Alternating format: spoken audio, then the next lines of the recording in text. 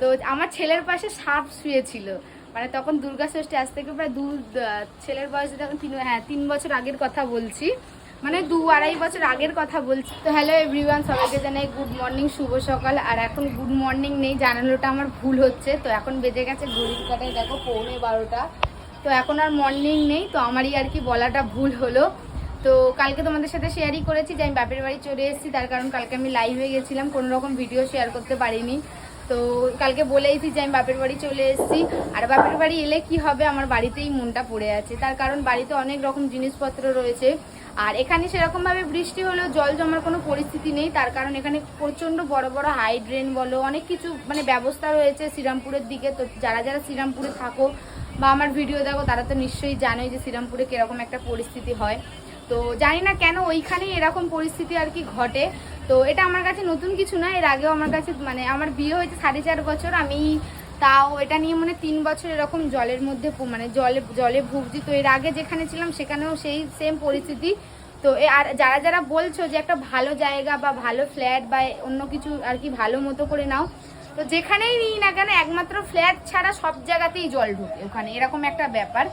তো সব রকমই আর কি চেষ্টা করছি আমরা কোনো রকমভাবে। আর তোমাদের মানে বুবাই তো ওখানেই রয়েছে। আর কালকে যেহেতু দিদির বাড়িতে ছিলাম, তো দিদির বাড়ি থেকে বিকাল বিকাল বাড়ি চলে এসেছি এই বাড়িতে, মানে বাপের বাড়িতে। আর দিদির বাড়ি তো এখান থেকে খুবই কাছে, তো যখন মন চাইবো তখনই আর কি চলে যেতে পারবো। আর তোমাদের দাদাভাই হচ্ছে মানে বুবাই হচ্ছে ওখান থেকে কাজকর্ম করছিল, কালকে গেছিল কাজে ওখান থেকে। আর গাড়ি নিয়ে তো একদমই ঢোকার পরিস্থিতি না, তার কারণ এত জল। তো কালকে মানে যখন বাড়ি থেকে এই বাড়িতে এলাম, মানে দিদির বাড়িতে এলাম, তখন ঘরে তো খুব একটা জল ছিল না, সেটা তো তোমাদের সাথে আমি শেয়ারই করেছি।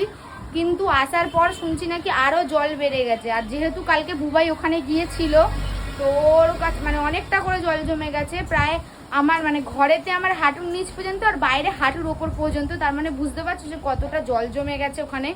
তো কোনো রকমভাবেই আর থাকার মতো না, এরকম একটা ব্যাপার। তো বুবাইও ওর দিদির বাড়িতে এসে থাকবে, তো এখানেও চলে আসবে মাঝে মধ্যে। তার কারণ হচ্ছে দিদির বাড়ি তো খুব একটা দূরে না, আমার বাড়ির থেকে জাস্ট 15-20 মিনিট লাগে, এরকম একটা ব্যাপার। তো আমারও যখন আর কি মন করবে আমিও তখন চলে যাব দিদির বাড়িতে। তো কোনো রকম কোনো অসুবিধা এই মুহূর্তে হচ্ছে না, আর চেষ্টা করছি কোনো ভালো কিছু নেওয়ার। তোমাদের সাথে তো শেয়ার করেইছি সেটা আমি আগে। আর এই মুহূর্তে কোনো কিছু পাচ্ছি না, তার কারণ মানে আমাদের মানে ভট্টনগর বলো, লিলুয়া বলো, বালি বলো, বেলুর বলো, সব জায়গাতে এখন জলে ডুবে। তো আমাদের ওখানে শুধু জল উঠেছে তাতেই আমরা এরকম করছি। আর যাদের যাদের বাড়ি বন্যায় ভেসে যাচ্ছে তাদের কতটা খারাপ পরিস্থিতি তোমরা তাহলে একবার শুধু ভাবো। তো আমরা শুধু জল উঠেছে বলে আজকে আমরা এরকম করছি, কিন্তু যাদের মানে বাড়ি ঘর আর কি ভেসে যাচ্ছে তাদের কি অবস্থা হচ্ছে সেটা আমি একবার মানে কল্পনা করছি আর ভাবছি যে তাদের কতটা খারাপ পরিস্থিতি, এই অবস্থায় তারা কি করছে না করছে। তো যাই হোক, সব কিছু মানিয়ে গুছিয়ে এই মুহূর্তে আমাকে চলতে হবে, কিছু করার নেই। আর বাবাই তো এখানে এলে একদম খুব খুশি, কারণ ওর দাদু রয়েছে। তো আর ওর দাদু মানে দাদাইকে তো খুব ভালোবাসে আর কি। তো জানি না মানে ও পিসি বলে মানে মাসি বলে, কিন্তু পিসির বাড়িতে গেলে যা না আনন্দ পায় এখানে তার থেকে ডবল আনন্দ। তার কারণ একদম রোডের পাশে আমাদের বাড়ি, সারাদিন গাড়ি ঘোড়া দেখতেই থাকে। আর যতক্ষণ আমার বাবা কাজে থাকে ততক্ষণই ও একমাত্র ঘরে, আর যখন আমার বাবা বাড়িতে চলে আসে ব্যাস ওকে আর ঘরেতে কেউ রাখতেই পারবে না, পুরো বাইরে। সারাটা সন্ধ্যা খাওয়া নেই দাওয়া নেই, পুরো বাইরে। আর এখানে এলে তোর খাওয়া দাওয়া একদম ঠিকঠাক হয় না, তার কারণ বাইরের খাওয়ার অল টাইম খেয়েও কাটিয়ে দেয়। মানে বাড়ির থেকে বেরোবে একটা দোকান, বাড়ির থেকে এই দিকে যাবে আর একটা দোকান, এই দিকে যাবে আর একটা দোকান, সমস্ত দিকে দোকান। আর পার ডে ওর এখানে এলে দাদুর পকেট থেকে 70 থেকে 80 টাকা খসাবেই, এরকম একটা ব্যাপার। তো এখানে এলে সেইভাবে আমার চাপটা থাকে না ছেলেকে খাওয়ানো দাওয়ানো হেনা তেনা করার, কারণ বাবাই সমস্তটা মানে দেখে আর কি। তো দুপুর আর রাতে শুধু আমার খাওয়ানোর দায়িত্ব, আর সকালটা বেলা টিফিনটা আমার খাওয়ানোর দায়িত্ব। তো বিকালে সন্ধ্যার পর থেকে পুরোটাই আমার বাবা দেখে।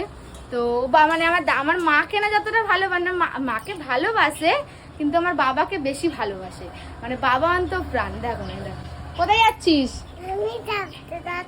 হ্যাঁ, চাপতে যাচ্ছিস? কি চাপতে যাচ্ছিস? ও এখন মানে কি বললো, কথাবার্তা শুনলেও হাসি পায়। আর এখানেও সারাদিন বৃষ্টি পড়েছে, মানে কালকে থেকে আসার থেকে সারাক্ষণ বৃষ্টি পড়েছে, কিন্তু এখানে কোনো রকম জল জমার পরিস্থিতি নেই। তো দেখো এখনো তোমরা দেখতে পাচ্ছ এখনো বৃষ্টি পড়ছে, মানে ঝিরিঝিরি বৃষ্টি পড়ছে। তো দেখো পুরো রোডের ধারেই পুরো বাড়ি। আর আমাদের এখান থেকে দেখো মাঠ, মানে ঘর থেকে রোড মানে রাস্তা উঁচু হয়ে গেছে, কিন্তু তবু এখানে যদি সারাদিন বৃষ্টি পড়ে তবু এখানে জল জমার কোনো পরিস্থিতি নেই। তো যারা যারা মায়ের ভিডিও দেখো তারা তো দেখেইছো আমাদের বাড়ির এখানকার পরিস্থিতিটা কেমন।